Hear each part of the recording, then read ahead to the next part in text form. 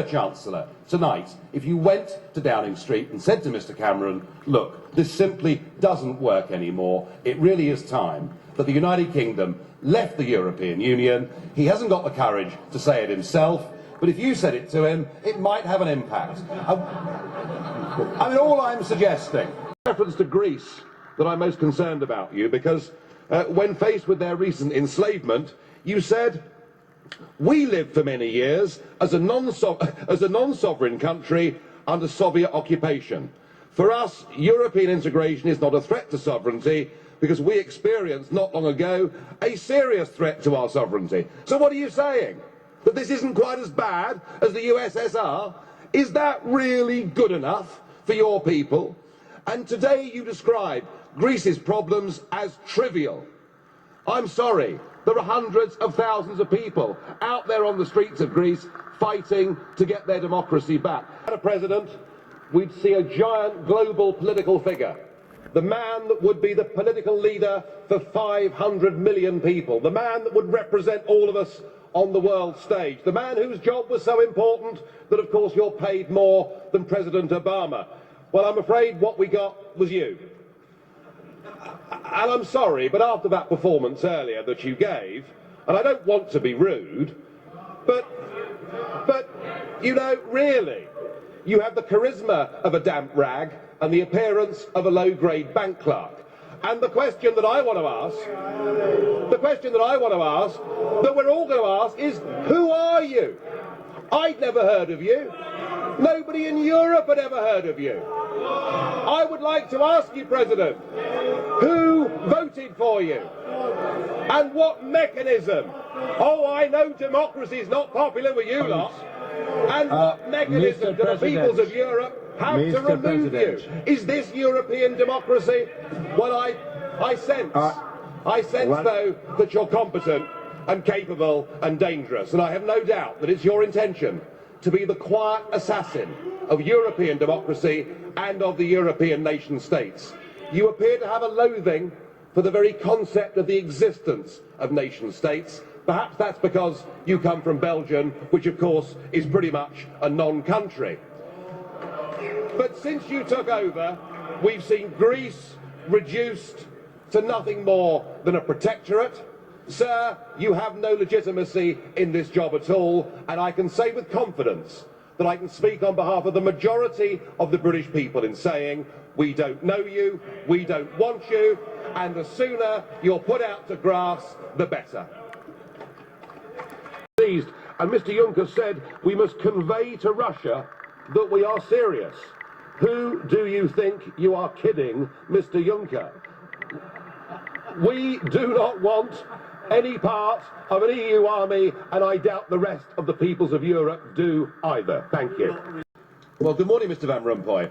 You've been in office for 1 year, and in that time the whole edifice is beginning to crumble. There's chaos. The money's running out. I should thank you. You should perhaps be the pin-up boy of the Eurosceptic movement.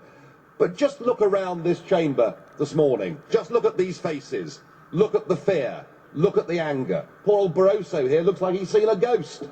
You know, they're beginning to understand that the game is right. We went to war in Iraq. Being told that Saddam had weapons of... Why don't you shut up and listen for a change? You really must be the vilest, rudest man in European politics. And you rant on, and the chair lets you get away with it because you're the former Prime Minister of Belgium. Well, there we are. So Mr Tannock, I'm not. Well, let's just have a think about the process we're about to engage in. We've all got to be asked to vote, and we've got one candidate to vote for. I mean, it's like good old Soviet times, isn't it? Surely democracy means you get rather more of a choice than one. But I think far worse than that, it is going to be a secret ballot. I mean, you really couldn't invent it, could you? Which is not surprising, because for 20 years you've been a key player in this whole process, which frankly has treated democracy with deliberate contempt. I think the best example is your quote about the French referendum on the Constitution, where you said, if it's a yes, we will say on we go. And if it's a no, we will say, we continue. How's that? How's that for belief in democracy? And your dedication to the project in a way that's difficult, very, very difficult or impossible for an individual country to do so. Nazim, I voted Green in '89 because you were the only Eurosceptic party in this country. I thought highly principled. Is it just the money that's turned the Green Party in favour? I mean, clearly you're funded heavily from the European Union. Your European election campaign was funded by the EU. Is it as simple as that? Well, I think, I'd very much invite anybody out there to have a look at our accounts for the European campaign or any other election campaign, and they'll find that the level of funding that we have in the Green Party is on a very much smaller scale than other parties. Did you get any money from the European Union? Not to fight an election campaign, of course not. Well, you do get money from the European Union. Part of the European Green Party. Of course, our MEPs were doing all sorts of work. The Treasury document, the big development before the President. The Council of Europe. Let's have a Europe where we sit down together, where we have a free trade agreement, where we agree minimum standards on work, on the environment. We can do all of these things without a European Commission, without a European Parliament, and without a European Court of Justice. We've done it in security terms with NATO. Yes, it'll mean you'll lose your job, Mr. Barroso, but apart from that, why can't we do things as mature democracies? Yes, I want you sacked, Mr. Schulz, as well. I want you all fired. We can do those things, and that is a positive way forward. Now, what you should be discussing at your summit on Friday is Portugal. Because after the bailouts in Greece and Ireland, it's pretty obvious the markets are sending you all a message. Come in, number 3, your time is up. Portuguese bond yields on Monday hit 7.6%. You know that yourself. It was only at 7%, of course, when it got there, that Ireland had to be bailed out. We've also this right across every member state in this union, and perhaps this is why we see the fear in the faces. Increasingly people are saying, we don't want that flag, we don't want the anthem, we don't want this political class, we want the whole thing consigned to the dustbin of history.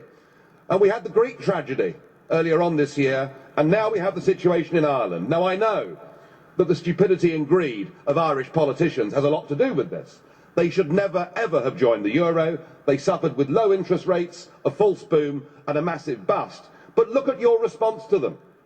What they're being told, as their government's collapsing, is that it would be inappropriate for them to have a general election.